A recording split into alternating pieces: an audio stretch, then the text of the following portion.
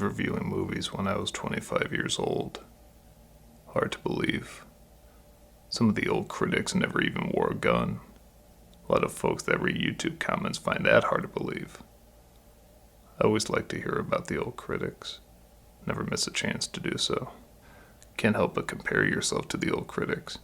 Can't help but wonder how they'd operate in these times with these films. There's this movie. Papers say it was a film of passion, but the director said there wasn't any passion to it. Not in the sense that we think. A passion for something good. He wanted it to be bad. A new kind of bad we've never witnessed. And I don't know what to make of that. I surely don't. It's not that I'm afraid of it, but I don't want to push my chips forward and go and confront something I don't understand. Yeah, he's here. I don't know why he didn't answer any of our calls. He's just been sitting here looking at a movie. All right, I'll see you guys when you get to shoot.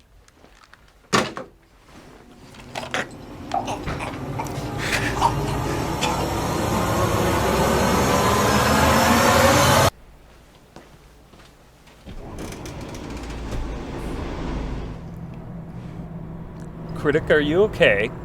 Step out of the car, please. What's that? I need you to step out of the car.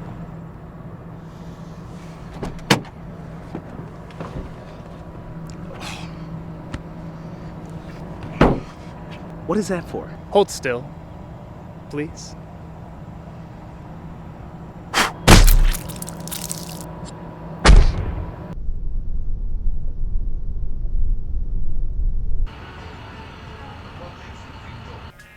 Welcome to Fan Video. We don't know how we're still around either.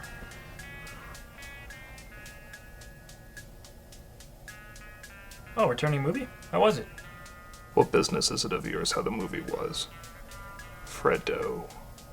I didn't mean nothing by it. Didn't mean nothing. Will there be something else? I don't know, will there? Is something wrong? Is that what you're asking me? If something's wrong? Or if I saw a comedy so bad it changes your perception of bad altogether? You think you've seen every type of shitty humor, gross-out humor, anti-humor, epic movie. But then one comes along that's not only bad on purpose, but it elevates bad to a new level you didn't even know existed. A level that embraces misery to a point that you have to laugh. So, I guess it's working because it makes you laugh. But it's only making you laugh because the only other alternative is to cry. You laugh because you have no choice. You laugh because it's destroying you. What kind of film could do that? Call it. Call what? Just call it. You want me to call what the movie is? Think of the only film that can be impressively bad yet leaves no joy. Can get a laugh even though it's not funny. Can expand someone to a new level of awful he wants to escape yet is constantly drawn in by. What type of bad creates a world so painful that you stay in it? Because it's so fascinating. Oh, well, that's Freddy Got Fingered. Well done. Okay, then I'll just put this back on the shelf. Well, don't put it on the shelf. Well, where am I supposed to put it? Anywhere but not on the shelf. Or else it gets mixed in with the others and just becomes another movie. Which it is. Oh, hey, you forgot your grenade! You didn't forget this, did you?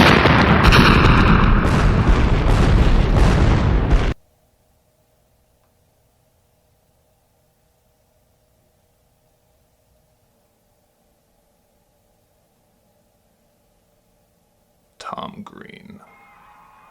In the early 2000s, he became very popular for his unique brand of anti-humor. Some called him an attention-desperate whore, while others called him... Everybody called him an attention-desperate whore, but his fans didn't seem to care. Partaking in shocking stunts most normal people wouldn't do, like sucking a cow's teat, humping a dead moose, or marrying Drew Barrymore, only got him more popularity. To his credit, there were occasional funny bits, like following pizza delivery boys to offer the same pizza for cheaper, demonstrating how to camouflage yourself by blending into the audience. This was a guy who had some comprehension of comedy, but his favorite brand of humor was just being shockingly odd, putting things in his mouth, and yeah, it was very mouth-based. After he starred in a hit film, 20th Century Fox gave him a movie to write, direct, and star in with very little interference. The only thing they seem to put their foot down is that it couldn't be NC-17. In that, we'll still shoot an NC-17 film, we'll just have to bribe the MPAA more than usual to not have it be rated NC-17.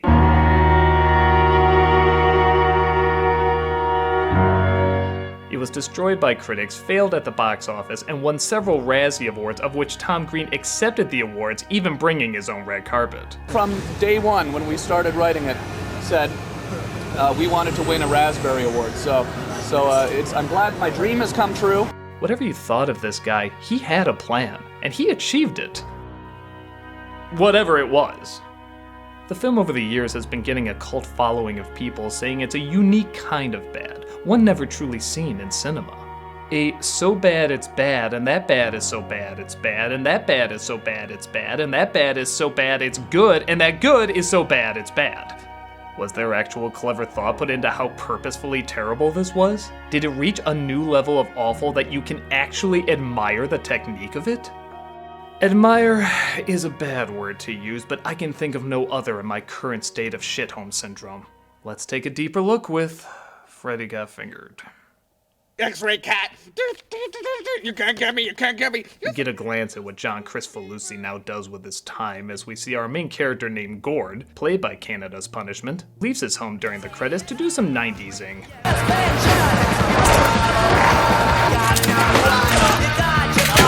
I think the editor was drunk because, he's doing Freddy Got Fingered, but he left in these weird freeze frames because, he's doing Freddy Got Fingered.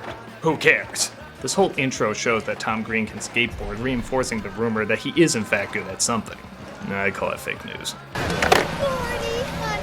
He meets up with his parents, played by Rip Torn and Julie Haggerty, who are really wishing right now they had anyone's career that wasn't Rip Torn or Julie Haggerty. I believe in my son. You be a good man. Gord says he's going to Hollywood to become a famous animator like Charles Schultz. I'm gonna be a famous animator like Charles Schultz. Who was a comic strip artist, not an animator. I'm not implying you don't know this, I'm implying Tom Green doesn't know this. And we see this dialogue is so repetitive, it's borderline funny. In fact, you can measure the amount of laughter it almost gets by how many times they say the word proud. You make your daddy proud. You hear me? I'm gonna make you proud, Daddy. I'm gonna make you so proud. You make your daddy proud. You're gonna be so proud. Proud? Proud. Get the fuck out of the way! Yep, see, that was close. But then it continued to exist. On his way there, he sees a horse dick, screams, pulls over, and jerks it off. Life has given me that sentence to report to you. Oh, this is fun! Look at me, Daddy, I'm a farmer! There's no reason for why he pulled over, screamed, and touched that horse, and it never comes back into the movie again. I've never been so happy to have a scene not explained to me. He makes it to Radioactive Animation, or as the rest of the world calls it, Sony Studios, but he first gets a job at a cheese sandwich factory where he does this. I'm a sexy boy! Ding dong! Ding dong! Ding dong! How would you like to put that on your resume? I was the woman who got slapped by Tom Green's salami dick. You deserve an Oscar just for being near him. He sneaks into the studio where a secretary played by Drew Barrymore talks to him, which is impressive because the film is now presenting 4 to 5 failed career choices in one continuous shot. You're just suddenly reminded of all the wrong things these two actors did in their lifetimes. His wife is dead. What? He tells Cousin It that he's there to tell one of the head honchos that his wife is dead, as well as inform them that the color corrector has died, seeing how these two shots clearly don't match up. I guess you could argue this brightness, contrast, and green tint is part of the purposefully bad filmmaking, even though it doesn't happen anywhere else in the film. But I like to think they're in the Matrix, and Morpheus is going to erase the glitch that is Tom Green. What if I told you you're annoying as balls? Could I be your boyfriend? Get out of here! Fuck off! You're a skinny loser! Hey, I think this is how they divorced. Definitely how they divorced. He finds the head of the studio, played by Anthony Michael Hall, who's slowly realizing weird science might be the most normal thing he's ever been in. My name's Gord, and I want to meet you to show you my drawings. Your drawings? To make things stranger, I swear, there's a heavier version of Hall sitting directly behind him. It's like a yin and yang of the Breakfast Club, even down to wearing the exact same suit but with black and white shirts. Which is also ironic because you both look like you're auditioning for Cobra Kai. I'm not saying this film is dumb enough to do that, I'm saying this film is not smart enough to be that dumb. Okay, so let me get this right. You want to just barge into a restaurant, dress like a fucking English Bobby, and expect someone to give you a TV show? Why not? That's how I got this movie. Hall tells him that while the drawings are good, nothing funny is happening, and he needs to flesh out the characters more to make something of worth. This is literally before he goes back home and we find out more about the characters that are going to be in most of the movie. What you need here is elevation, okay? There actually has to be something that happens that's actually funny. I hate to say it, but that can't be a coincidence. That must have taken thought. I'm trying to give you a piece of advice. You gotta figure these animals out. You gotta figure them out. You gotta get inside the animals. I gotta get inside the animals? Get inside the animals. Well, dicks, I wonder where this is going.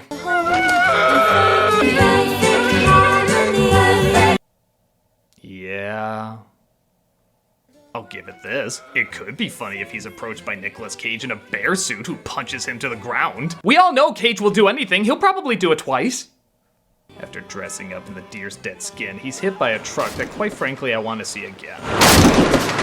Why couldn't the editor choose to freeze that scene? One more time. So he goes back home, the animation plot doesn't really come back except for a few minutes at the end, and most of the movie is just him with his family. I'd say how random, but it weirdly enough feels very planned out. In fact, in another bizarre twist, his best friend is played by Harlan Williams. For those who don't know, this is one of the most surreal, zaniest stand-ups you could imagine. When you want things to get weird, you always have him show up. Shiver me timbers, schlorkity dork, florkity dork. I see you've moved the sideburns from your butt cheeks up to the side of your face. Yeah, he casts him as the straight man. The common sense guy who tries to be reasonable to Green's crazy antics. What do you think, it's kind of dark, Gord? It's late, you're gonna wake up your parent. You gotta work tomorrow, you know? You see, this is more than just one giant middle finger. This is a giant middle finger made up of tiny little middle fingers that compose the entire thing. It's a middle finger on so many levels.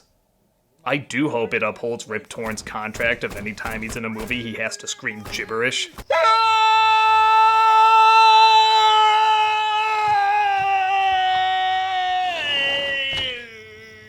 Well, I think the live-action Lion King found their first note for Circle of Life.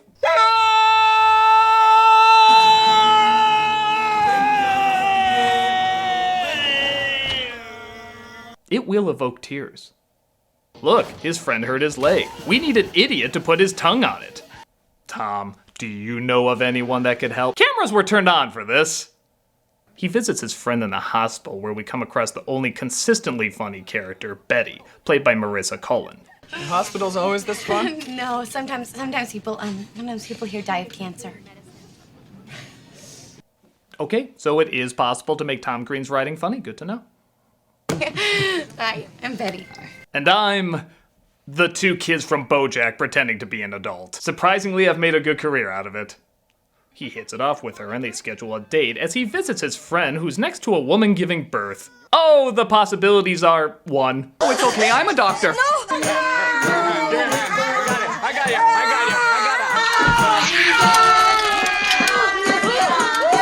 Oh, wake up your baby!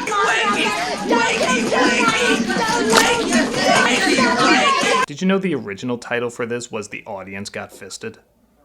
After biting the umbilical cord with his teeth, because at this point I'd be shocked if he didn't do that. He swings the baby around to wake it up, and quite literally, with no segue, it's an emotional moment. I mean it, no segue. Watch.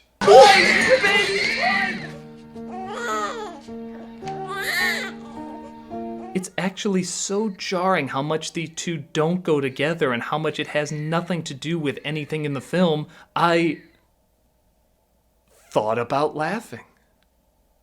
And then I whipped myself. Whipping myself felt better. Speaking of which, Gord goes to Betty's place where he discovers she gets incredibly turned on when she's hit with a bamboo stick. Oh, yeah! To the one person whose fetish is finally being lived out, congratulations. To the rest of us, what the shit is going on? He also discovers that she wants to be a rocket scientist so she can have a rocket power her chair. No, I mean, you tried to make the rocket wheelchair work, but it doesn't work. That must make you feel like a stupid dummy, right? Oh, don't try to be charming now, Tom Green. You're so naturally likable. He accidentally hits her in the face, though, which means he's earned a blowjob. I'm gonna give you a blowjob. I think this is how most Tom Green fans think dating works. She discovers, though, that he still has his umbilical cord. It's taped. It's just for fun. I taped it there for fun. I can't think of any possible way to make that funny, so I'm just gonna continue with the story I started before. Hey, Critic, are you here? You weren't at the studio. Are we still shooting today? Man, I got my costume and everything.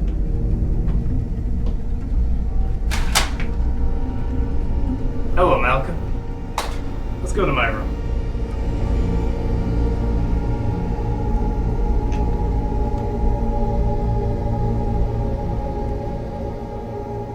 You don't have to do this. I could just go home. Let me ask you this. If a film is meant to be so bad that nobody would like it, then what is the purpose of the film if people like it? Is it a failure if it's hated by everyone? Or a failure if it's enjoyed by a select few, even some well-known names? Do you have any idea how crazy you are? You mean the nature of this movie? I mean the nature of you. Did you ever think how much thought would go into making the absolute worst thing ever? If you believe, as some philosophers do, that complete perfection is hell, then what's the opposite? What's heaven? Nothing but flaws. Oh my god, are you one of those assholes that defends Freddy got fingered? Ow.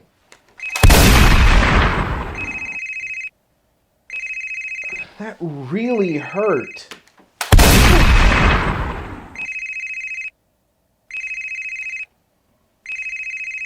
A lot.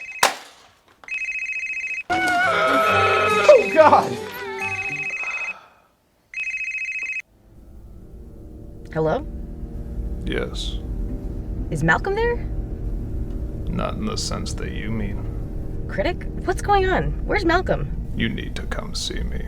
Are we shooting today or what? You know how this is gonna turn out, don't you? What in the hell are you talking about? Line from No Country for Old Men.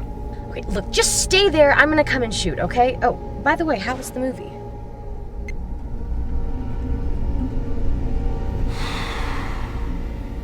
What is the movie?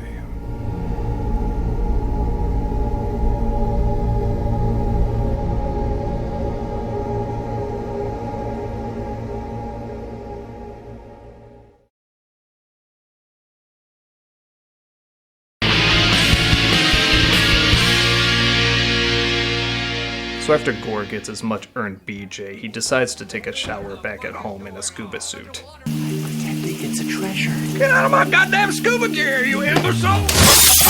That too deserves repeating. Torn escapes this realm of madness, squeezing past the camera that even leaves a shadow on him. Another glitch in the Matrix. Lord knows I could use an exploding Hugo Weaving at this point.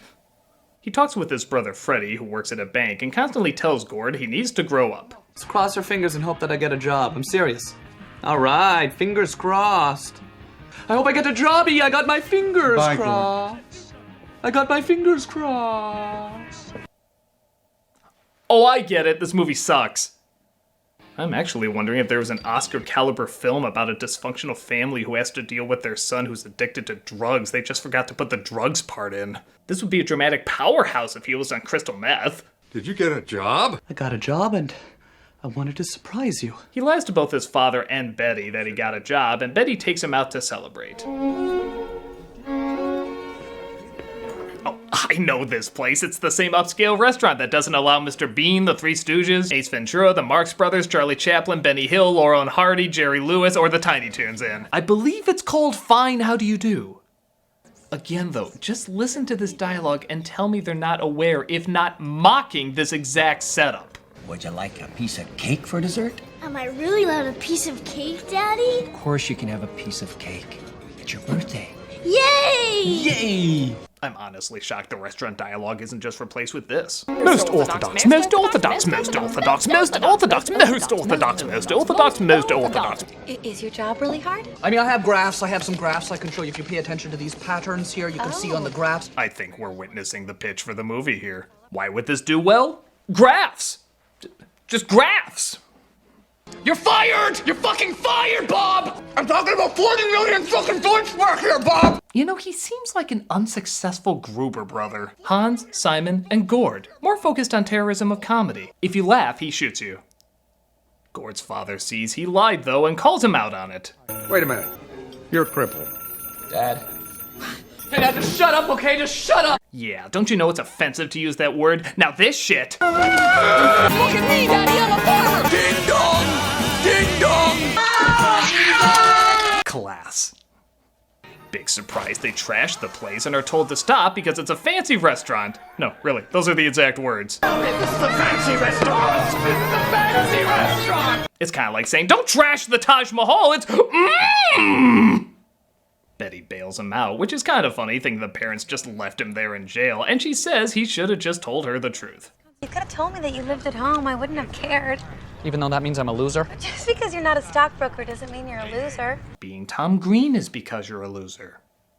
Oh, here's an important fact. Oh, my ear popped. My ear just popped. I think I heard it. When I laughed, my ear popped.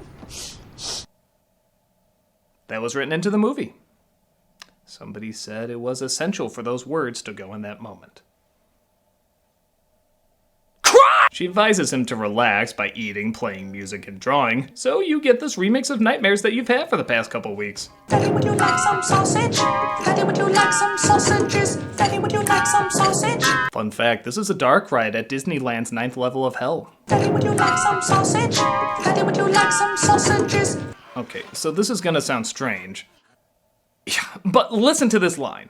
If this were Pakistan, you would have been sewing soccer balls when you were 4 years old. I want you to remember he said that line, because believe it or not, there is a weird-ass way it comes back into the story. Don't guess how. You can't.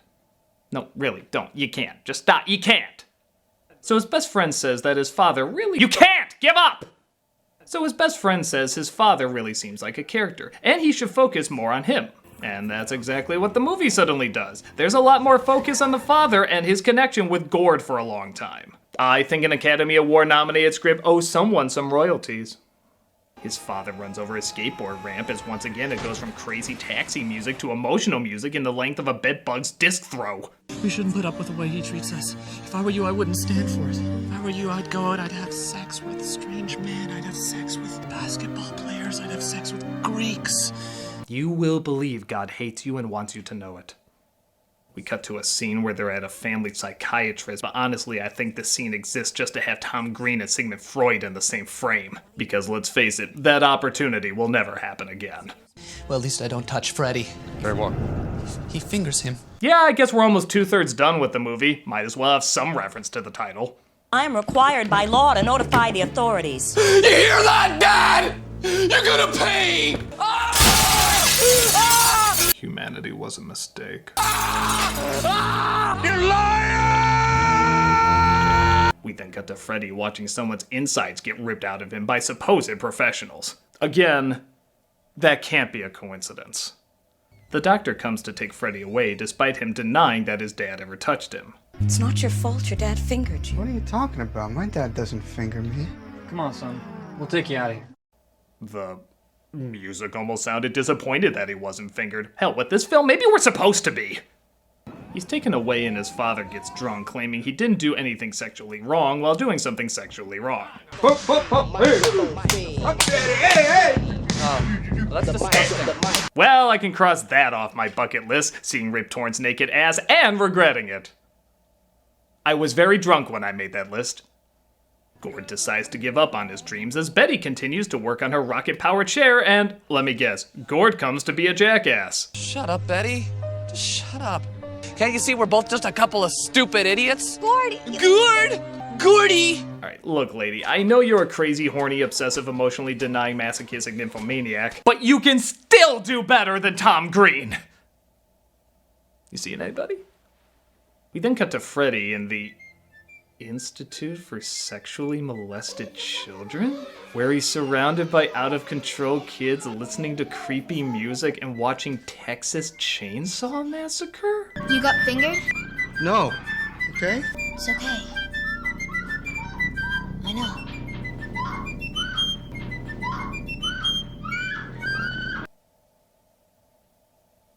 I wasn't here for a second, was I? That scene actually took me someplace else. A place not of this realm. It was not a good place. In fact, it was a very, very bad place. One of the worst places I've ever been. But it was so bad, I almost want to go back to it. I want to study it. I want to understand how on every level of unpleasantness this scene went above and beyond what I thought possible in a film. James Gunn was fired for tweeting scenes like this. And this guy was given $14 million to bring it to the big screen. I have never witnessed a scene like that in cinema. And only this story and this tone could build up to something so heinous. There is no place you can look, no area you can escape to, nothing else you can think about except every possible ugliness crammed into this one moment. You saw it, didn't you? I can't unsee it. That's why you're standing there, aren't you? Instead of running out and calling the police like what that woman should have done, No Country for Old Men. I totally don't get why she didn't do that. He was really far away. She had plenty of time to get out of there. But this scene is even more terrifying. Sit.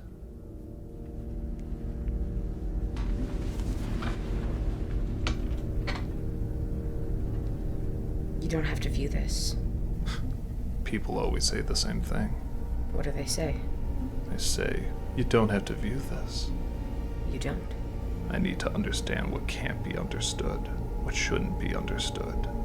So call it. Are you watching the rest of the movie with me? Or are you taking the other way out? I knew you were crazy when I saw you watching that movie. Call it. No, I ain't calling it. Call it. The movie doesn't have any say. It's you. You decide what has worth and what doesn't. Call it.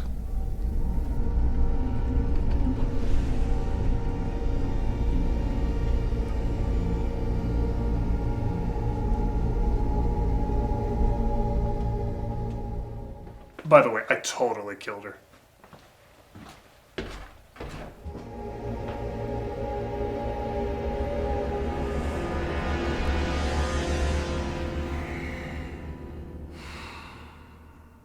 So after every terrible thing you can imagine is put on screen, we then cut to Leave It to Beaver.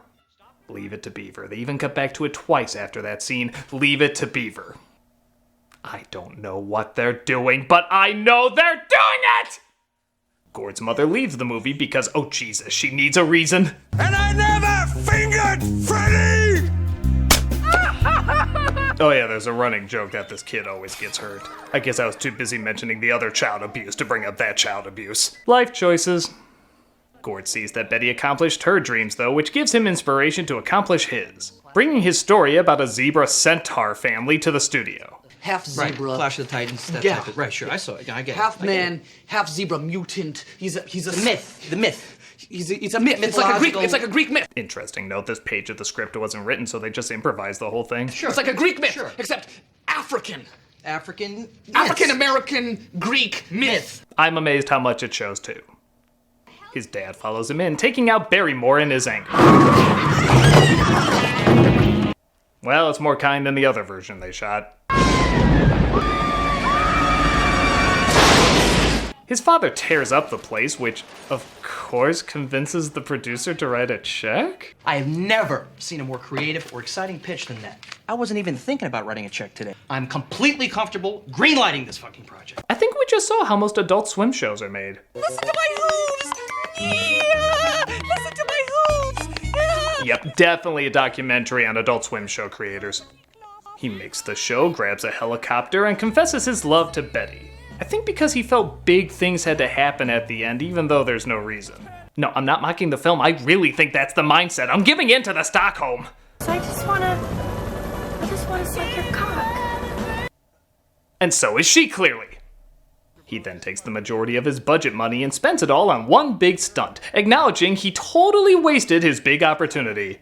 Then you add the $750,000, that's all my money. That's all my money gone. No, easy come, easy go. Yeah. It's aware. It's like watching Caesar, this dumb animal becoming more and more conscious but not wanting to let anyone catch on. You damn dirty ape, what are you up to? So, you remember that line the father had from earlier? If this were Pakistan, you would have been sewing soccer balls when you were 4 years old. Well, Gore took part of his house with his father in it to Pakistan. Now, you might be wondering what's the connection outside of the father just saying the word Pakistan once. I have no idea, but he did say it and I'm reporting on it. Please send your fan theories to this address and never breed. He couldn't even center the 1 week later caption. In any other film, I'd say that's a mistake, but I don't think it is here. I think he did it on purpose just to make everything in this goddamn film a little off. You know he'd do it! You know that's what happened. So after he sprays his father with elephant jizz, this film really is too predictable, they finally seem to patch things up. What the hell it is they're patching up, I have no idea. I know I'll never be the man you want me to be, but I'm your son. I want you to be proud. Aw, it's the heart of the film. And that he's probably gonna eat the heart of a cow or something. But they're captured and held hostage, causing a worldwide movement of people and news organizations demanding to let them go. Even his mother and new lover Shaquille O'Neal are concerned. I did all this for you. Nipples pierced. Can he do it like this? Huh? Can he do it like that? I didn't do all of this. That horrible moment you realize you can go lower than Kazam. So how are Gord and his father gonna get out of this? It's not really made clear. The movie just says they were freed and everyone is on the runway ready to greet him. Just when you're wondering when this movie is going to end, so is the movie. That's really a sign someone is holding as they return. You know, this would be really good if it was good. But the kid runs after them and gets chopped up by the propeller, crying that he's still okay. I'm okay! I'm okay, Daddy! Well, of course it would end there. I wouldn't imagine anything less because I actually can't imagine anything less. They then show all the scenes that weren't good enough for the movie. I as well was shocked such a concept exists. And let's give credit that the final thing said is the exact perfect line to end this film. The fuck are we doing? I think that's the most poignant question you could ask this movie, but I will say, I did ask it. It is hard to find words to describe the impact this film has left. It is clearly bad, and it is intended to be bad, probably aiming to be the baddest thing humanly possible. It's too self-aware to just be run-of-the-mill dumb, but the level of insulting idiocy is so grand, you could call it ahead of its time in terms of troll humor. Possibly even the greatest troll movie ever made. It's like the film wants to be a regular bad comedy, but it's too dumb to know how to do it. And it glorifies the hell out of knowing that. It achieves exactly what it's looking for, pissing off everyone in the stupidest of ways. And my inner troublemaker has a strange respect for that. It's the Barton Fink of bad films. I don't always know the intent behind the madness, but I'm convinced the filmmakers know. I have never come across a movie like this in my life. I hate everything about it for the exact same reasons I love everything about it. And this is a whole new phenomenon that comes from him. Him. You know, I had a dream the other night. There were two pits. One was filled with the most delicious caviar the world has ever known. And the other was filled with shit. Tom Green showed up in the carcass of a dead deer and he dived into that pile of shit. He dug so deep into it that he actually found a little bit of caviar that mixed in with the shit. None of us wanted to try it, but he forced it on us. The combination created a brand new flavor never tasted by anyone. It was the most unique tasting thing anyone had ever put in their mouths. It was beyond description. Tom Green winked and said, "There's plenty more where that came from. But you can only find it in the shit." I walked up on the edge of that pit, stared out over the biggest pile of shit I've ever seen in my life. I bent over, I took one big breath. And then I woke up. Freddy, would you like some sausage? Freddy, would you like some sausages? Freddy, would you like some sausage? Freddy, would you like some sausages? Freddy, would you like some sausage? Freddy, would you like some sausages? And for those of you who think I killed my entire cast for this movie,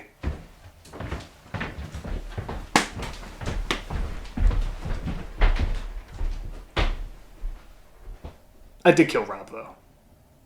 He owed me $2.